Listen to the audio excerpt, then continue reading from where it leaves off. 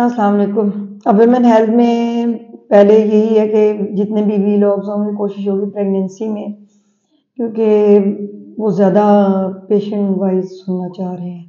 लेकिन आम औरतों में भी हमारे यहाँ पाकिस्तान में खून की शदीद कमी है और फिर ये विटामिन डी की बहुत ज़्यादा कमी है। 90% औरतों में जो कमर का दर्द है ना, उसके पीछे ही विटामिन डी की डेफिशिएंसी होती है।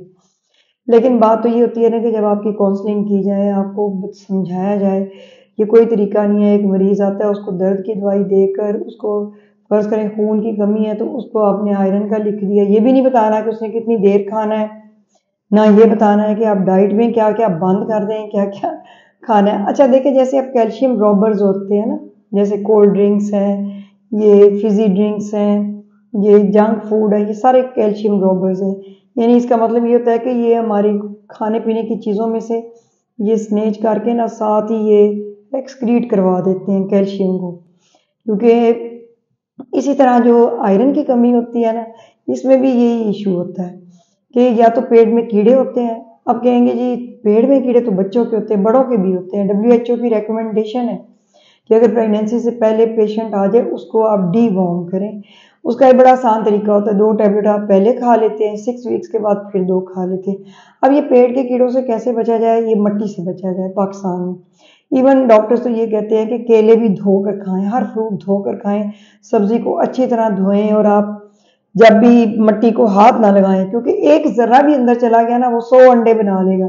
और फिर आपको डीवॉर्म करने का अगर नहीं टाइम मिला तो खून की कमी की ये भी एक रीज़न है। दूसरे नंबर पे राइस आते हैं, ये भी बहुत ज़्यादा अपने साथ ना कैल्शियम की एब्जॉर्प्शन नहीं होने देते। अब ये कि खून की कमी हमने दूर कैसे करनी है, तो उसके लिए तो पहले तो एचबी मालूम होनी चाहिए और एक फेरेटिन का टेस्ट है।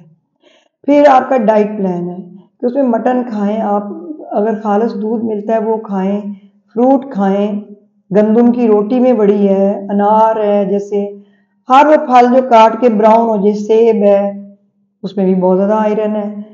फिर बहुत अच्छी अब नई फॉर्म्स आ गई हैं जिनको कि आप किसी फल के साथ विटामिन सी के साथ खाएं तो आपकी खून की कमी बहुत जल्दी दूर हो जाएगी। लेकिन अगर आपका फेरेटिन जो आयरन लोड है ना, ये 40 से ऊपर होना चाहिए और 80 तक, बल्कि अब तो कह रहे हैं कि 200 तक लेकर चले जाएं। याद रखें कि यंग फीमेल्स में फ्रैकल्स होने की सबसे बड़ी वजह ये आयरन की कमी होती है। अगर आपके आयरन की कमी को ना दूर किया गया तो आपके बाल भी गिरेंगे, हल्के भी पड़ेंगे, स्किन भी खराब होगी और आपको सांस भी चढ़ेगा। तीसरे नंबर पे ये है कि बच्चे को भी ऑक्सीजन की कमी होगी। इसलिए प्रेगनेंसी में इन चीज़ों का ख्याल रखना बहुत ज़रूरी है।